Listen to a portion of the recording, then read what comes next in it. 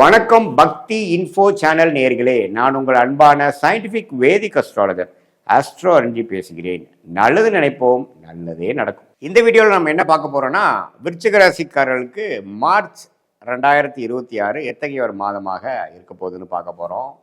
Scientific வேதிக் astrology முறையில் எதையும் மிகைப்படுத்தாமல் உள்ளதுள்ளவாறு எதையுமே பரிகாரங்கள் அது மாதிரி மூடநம்பிக்கையில் போகாமல் எந்த கிரகம் எப்படி இருந்தால் எது மாதிரி ஒரு தாக்கத்தை கொடுக்கும், அடுத்து வரக்கூடிய காலகட்டங்கள் எது மாதிரி திசையில் நம்ம வாழ்க்கையை திருப்ப போகிறது, நம்மளுடைய பிராப்தங்கள் என்ன, கோச்சார அமைப்பு ஆண்டு கிரகங்கள் எப்படி இருக்கிறது, மாத கிரகத்து அமைப்பு இருக்குது, ராசிதிபதி எப்படி இருக்கிறது பார்த்து கோச்சார அமைப்பான ஒரு பொது பலனாகிய விருச்சிக ராசிக்கு மார்ச் 2026 இந்த வீடியோவில் நம்ம எப்படி பலன் இருக்குன்னு பார்க்க போகிறோம். இப்போ பாருங்கள், விருச்சிக ராசிக்கு குரு அஷ்டமத்திலே நீடித்திருக்கிறார் மார்ச் மாதம் முழுவதும். சனி 5ஆம் இடத்திலே நீடித்திருக்கிறார். 4ஆம் இடத்துல ராகுவும், தொழில் ஸ்தானமாகிய 10ஆம் இடத்துல கேதுவும் இருக்கிறார். ஸோ இது மாதிரியான ஒரு அமைப்பு, ஆண்டு கிரகத்தின் அமைப்புகள் இப்படி இருக்கிறது. அதே சமயத்தில் மாத கிரகமாகிய ராசி அதிபதி ஆகிய செவ்வாய் பார்த்தீங்கன்னா மாத ஸ்டார்டிங்கிலிருந்தே 4ஆம் இடத்துலேருந்து 10ஆம் இடங்கிற தொழில் ஸ்தானத்தை பார்க்குறாரு. படிப்படியாக மாதம் முழுவதும் பார்த்தீங்கன்னா சூரியன், ராகு, செவ்வாய் சேர்க்கை வருகிறது. அதே சமயத்தில் சுக்கிரன் பார்த்தீங்கன்னா 5ஆம் இடத்துல இருக்கிறார், அவர் தப்பிச்சிட்டார். ஸோ என்னதான் சூரியன், ராகு, செவ்வாய் அவிட்ட நட்சத்திரம், சதய நட்சத்திரம் கிட்ட நடக்கும் பொழுது குருவின் பார்வை கொஞ்சம் நிவர்த்தியை கொடுக்குறார், 50% நிவர்த்தியை கொடுக்குறாரு. பட் என்ன இருந்தாலும் விருச்சிக ராசிக்காரர்கள் தொழில் ரீதியான விஷயத்தில், தாயாரின் உடல்நல விஷயத்தில், இடம், வீடு, வண்டி, வாகனம் விஷயத்தில் நம்ம கேர்ஃபுல்லாக இருக்க வேண்டிய, முக்கியமாக அந்த அனுஷ நட்சத்திரம், விசாக நட்சத்திரம், கேட்ட நட்சத்திரத்தை, அந்த 3 நட்சத்திரத்தில் அதிகமான ஒரு பாதிப்பு பார்த்திங்கன்னா உங்களுக்கு அனுஷ நட்சத்திரக்காரங்க, சனியின் நட்சத்திரக்காரங்களுக்கு ஒன்றுமே கொஞ்சம் இருக்குது. ஸோ அதனால் இந்த விருச்சிக ராசிக்காரர்கள் எல்லாரும் பார்த்திங்கன்னா அந்த தொழில் ரீதியான, வேலை ரீதியான, வண்டி வாகனம் ரீதியான, தாயார் ரீதியான விஷயத்தில் கொஞ்சம் கேர்ஃபுல்லாக இருக்கணும். எடுத்தமா கவுத்தமானு பண்ணக்கூடிய அமைப்புகள் கரெக்டாக வராது. ஏன்னா ஒரு வீடே வாங்குறீங்க, ஒரு இடமே வாங்குறீங்க, ஒரு விஷயத்துக்கு நீங்கள் போகிறீங்க, ஒரு வீடு, ஒரு ஆஃபீஸ் ஷிஃப்ட் பண்ணுறீங்க, எதாக இருந்தாலும் அங்கே எது மாதிரி விஷயங்கள் இருக்குது, அதில் என்ன குறைகள் இருக்குங்கிறது தீர்க்க விசாரித்து, அதே மாதிரி ஒரு இடம் மாற்றம், ஒரு தொழில் பண்ணுறீங்க, ஒரு இன்வெஸ்ட் பண்ணுறீங்க, ஒரு பொருளை வாங்குறீங்க, விற்கிறீங்க, எல்லாத்துலேயுமே ஒரு தெளிவு தேவைப்படக்கூடிய ஒரு மாதமாக 2026 மார்ச் மாதம் கட்டாயம் வருகிறது. ஏன்னா ராகும் சூரியனும் சேருவது தப்பு. அது சூரியனே தொழில் ஸ்தானாதிபதியாக வருவதனால் ராகுவோட சேரும் பொழுது தொழிலில் டக்குன்னு எனக்கு கிடைக்க வேண்டிய ப்ராஜெக்ட் கொஞ்சம் பிரச்சனை ஆகுது, இது வரைக்கும் போயிட்டு இருந்த கான்ட்ராக்ட் கொஞ்சம் பிரச்சனை கொடுக்குது, வாழ்வாதாரம் கொஞ்சம் தடுமாறுது அப்படிங்கிற மாதிரி ஒரு அமைப்பை கொடுக்கக்கூடிய அமைப்பு இருக்குது. தசாபுக்திகள் நல்லா இருக்கும்போது பிரச்சனை இல்லை. பட் இருந்தாலும் கவனமாக விருச்சிக ராசிக்காரர்கள் இருக்கணும். அதே மாதிரி தாயார்கள் உடல்நலம் கோளாறுல இருக்கிற விருச்சிக ராசிக்காரர்கள் கொஞ்சம் கவனமாக பார்க்கணும். உண்மையிலேயே ட்ரீட்மெண்ட் கரெக்டாக போயிட்டுருக்கா, தவறாக போயிட்டுருக்கா, எப்படி போயிட்டுருக்குங்கிறதெல்லாம் பார்க்கணும். அதே மாதிரி அவங்களுடைய வாழ்வாதாரம், வண்டி வாகனத்தில் போகிறது எல்லாத்துலேயுமே கொஞ்சம் கேர்ஃபுல்லாக இருக்கணும். அதே மாதிரி வண்டி வாகனத்தில் போகும்பொழுது அந்த ராகு சூரியன் சம்மந்தப்படும் பொழுது வண்டியில் கோளாறு ஆகுறது, திடீர்னு நடு ரோட்டில் நிற்கிறது, அதெல்லாம் இருக்கும். இன்சூரன்ஸ்லாம் கரெக்டாக பண்ணியிருக்கீங்களா இல்லைங்கிறதெல்லாம் கொஞ்சம் பார்த்துக்குங்க. சில இடத்துல லேப்ஸ் ஆகிடும், அதை நம்ம கவனிக்காமல் விட்டுருப்போம். அது மாதிரி விஷயங்கள்லாம் உண்டு.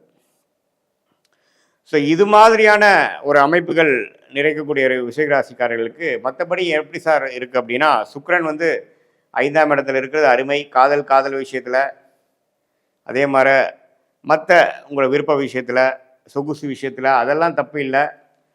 என்ன இந்த நான் சொன்ன விஷயத்தில் தான் கவனமாக இருக்க வேண்டிய அமைப்புகள் இருக்குது.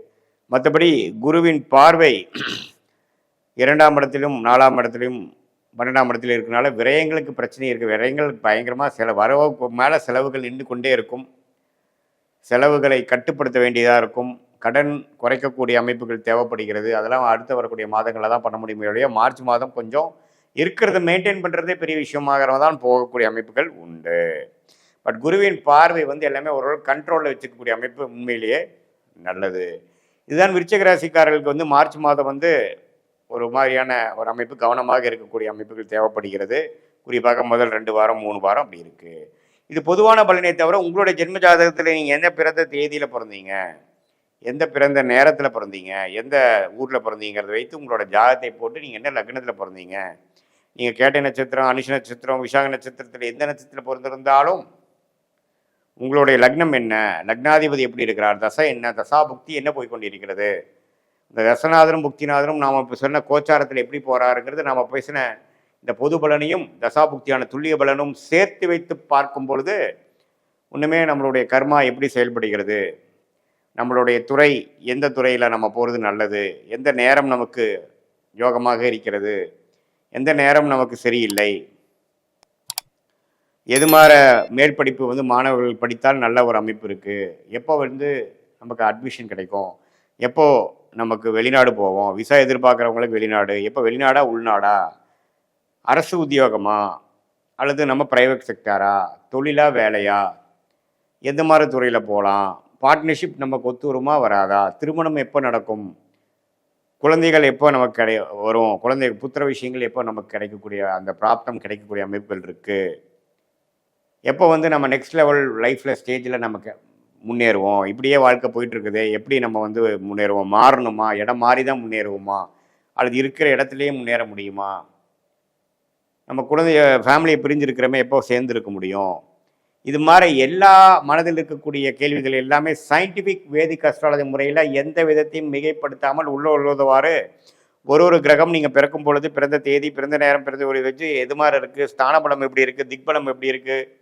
திருக்பலம் எப்படி இருக்குது அப்படிங்கிறதெல்லாம் துல்லியமாக பார்த்து அதன் பிரகாரம் கோச்சார அமைப்பையும் சேர்த்து அது மூலமாக நம்ம எந்த அமைப்பு எந்த மாதிரி திட்டங்கள் தீட்டணும், நமக்கு என்ன பிராப்தம் இருக்குது, எது நமக்கு கரெக்டாக வருங்கிறதெல்லாம் தெரிந்து அந்த தசாபுக்திகளுக்கு தகுந்த மாதிரியும் இப்போ நடக்கக்கூடிய கோச்சார அமைப்புகளையும் மிக்ஸ் பண்ணி நம்ம பார்த்து நம்ம பிராப்தத்தை நாமளே அறிந்து எப்படி நம்ம ஒரு கூகுள் மேப் வந்து நம்மளுடைய போகும் இடத்தை போய் காட்டி கொடுக்குது, எவ்வளோ டிஸ்டன்ஸ் இருக்குது, என்னென்ன மாதிரி வளைவுகள் இருக்குது, எப்படி நமக்கு ரூட் மேப் என்ன அப்படிங்கிறது காட்டுதோ அதே மாதிரி உண்மையான சயின்டிஃபிக் வேதிக் அஸ்ட்ராலஜி ஜோதிடம் இந்திய வேத ஜோதிடத்தோட அடிப்படையான அறிவியல் சார்ந்த சாஸ்திரத்தை கரெக்டான முறையில் சரியான முறையில் அதை பயன்படுத்தி தேவையான டைமில் மட்டும் பயன்படுத்தி எல்லா டைமும் பார்க்காமல் எப்போ நமக்கு குழப்பங்கள் இருக்கோ, எப்போ நமக்கு தெளிவு பெற இல்லாமல் இருக்கிறோமோ, தெளிவு தேவைப்படுகிறதோ அந்த சமயத்தில் மட்டும் நாம் அதை யூஸ் பண்ணி அது மூலமாக சில கிளாரிட்டியை பெற்று அது மூலமாக வாழ்க்கையில் நம்ம எந்த ஒரு பிரச்சனையிலையோ எது மாதிரி ஒரு